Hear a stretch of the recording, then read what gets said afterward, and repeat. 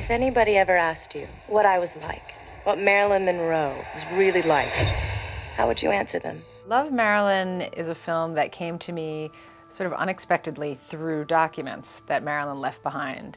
I was never a Marilyn Monroe devotee. I wasn't one who was schooled in all the conspiracy theories, the facts, the figures. I knew her more as a subject of photography, like we all do. Her face is everywhere.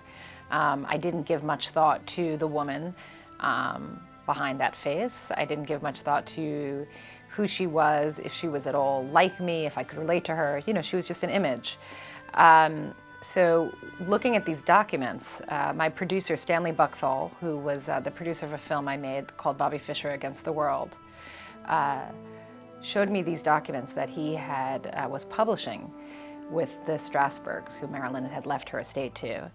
And in these documents, I saw a real person, a woman, an actress, somebody struggling with the balance between work and family, somebody afraid of being not taken seriously enough, somebody working incredibly hard at her craft. And it seemed that her struggles were very, very modern, very relatable, and that there was sort of the flesh of this two-dimensional image. I could see it there. And then that began the project of the film. She turned herself into the great sex symbol for the nation. What I did feel that there was a need for was to create a real portrait of a woman, of a human being, somebody with depth and dimension. And she was, you know, like all of us, somebody who thought deeply about her life, who strove to be taken seriously, and who struggled with the demons from her past.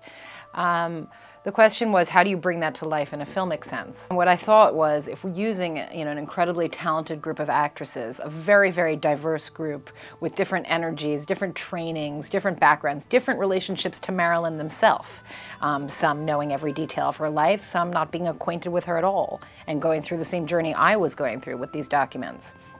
So that diverse range of actresses could bring something very unique to the viewer. They have the same experience she does. They're working as an actress in Hollywood.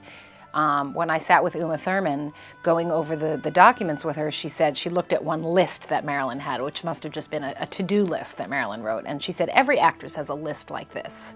You know, it was a list about going to class, following up on RCA thing, taking dancing lessons, you know, and that, you know, from this woman who's been dead for 50 years, that her to-do list was so relatable to Uma Thurman's to-do list. I thought that there was something interesting about that she was more relatable than we thought. Must make much, much, much more effort, no matter what. This was my start.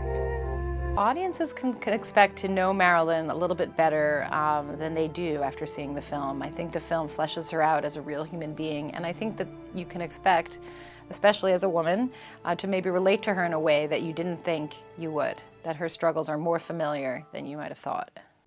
Do you keep a diary? Well, not exactly a diary. Sometimes when things used to happen, I used to write it down. There's nothing to hold on to but to realize the present. The happiest time of my life is now.